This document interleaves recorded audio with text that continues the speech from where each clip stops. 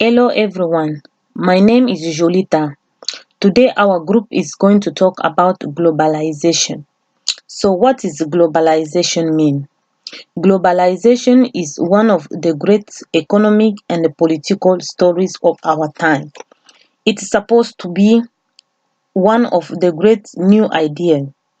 It's one of the incredible financial and the political account of our occasion.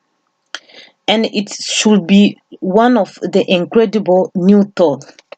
So now my colleague John is going to explain more about globalization. Well, over the years, globalization has played a significant role in creating jobs, especially in developing countries. It's pretty clear that through the increasing use and advancement of modern technology, the demand for this field has also grown. Major companies such as Facebook and Apple, both which are heavily involved in computers and IT, have created thousands of jobs in foreign countries. It's important to also realize that countries like the US, Japan, or Europe used to get most of the revenue from their home countries, but have recently been generating more revenue through the investments. This has also caused countries like India and China to become major players in the global economy, not to mention bringing greater communication and investments throughout the globe. It makes it a lot easier for investors to be able to access and look into new possible projects to invest in from a greater range than before.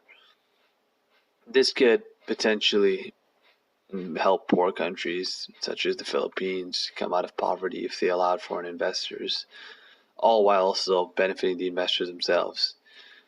Understandably, there will also be drawbacks which are to be expected in something like this, but Maya, what are your thoughts on this? Thank you for that point. Yes, globalization has brought a lot of changes in the society, especially with free trade among different countries. However, throughout the years, globalization has become a corporate agenda and an ideology of developed countries to be able to dominate and to control the international economic systems in a bigger and intensive manner. Under the process of globalization, it has strengthened the roles of multinational corporations or MNCs in efforts to dominate governments and shift the balance of power to favor big businesses. For further increase of capital, these corporations also look for cheaper labors in other countries, which results in social injustices like unfair working conditions, the use of child workers, and even human trafficking to be able to produce cheap goods. They are also known for their lack of concern for the environment and are responsible for mismanagement of natural resources and ecological damages. Also, because of globalization, developed nations of the world harm developing nations, especially in imposing trade barriers. An example of this is the US textile industry, which continues to enjoy tariffs of 25 to 33.6%, and this is especially harmful to developing nations, which depends heavily on apparel exports, and 31 to 38% tariffs on ceramics and glass, and a plethora of non-tariff barriers such as import quotas, prohibitions, and additional charges. So the bottom line is, with the role of multinational corporations in the West and other first world countries, globalization means that the rich are getting richer and richer, and countries facing poverty and exploitation are only getting poorer and poorer. I think you make a good point about the exploitation of workers and the poor working conditions they face. However, I would argue that it's not just the rich that benefit, and I think China's situation makes a good case for that. Through globalization, China has opened up their markets to the world under Deng Xiaoping, and since those reforms, hundreds of millions of Chinese have been lifted out of poverty. China became somewhat of a factory for the world, with rich Western countries outsourcing their labor to China, whose workers would work for a fraction of their wage their Western counterparts demand. And now through the wealth attained from manufacturing, China is making the shift to a high-tech and services-based economy that is increasing the welfare and quality of life of its people. All of this would not be possible in a world without globalization, and we can see a glimpse of what that would look like with the trade war currently taking place between Trump's America and Xi's China. The IMF has revised their projection for world economic growth this year, citing a 0.2% drop due to trade measures, including the $200 billion in tariffs placed on Chinese imports. Following up this point, I'd like to add that globalization affects more than just economics. The founding of the UN, a globalist organization, has brought smaller countries into the fold of world politics, as well as providing a period of relative peace and stability, more so than any other period in existence. One of the biggest achievements of the UN was the successful eradication of smallpox, led by the World Health Organization, a UN agency, a combined global effort that put an end to one of the deadliest diseases in history.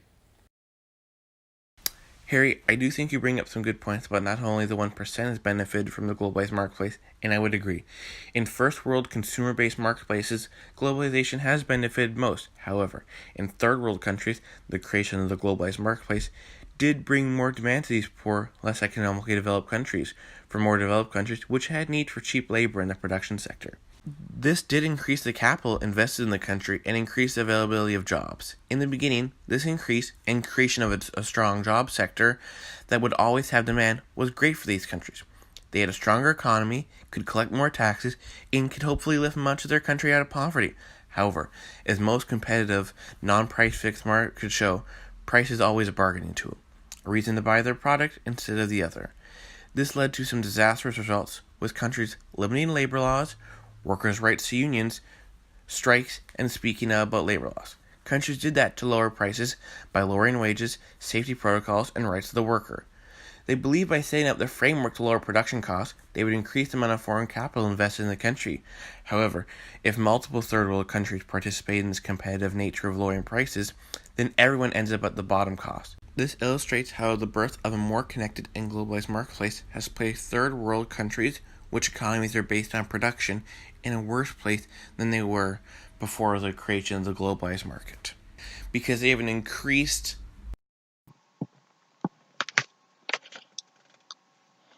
I would like to conclude that if the goal of globalization is to introduce and force the same standard everywhere and for everyone, for example, of this includes the way in which people think, then there may be no room for differences.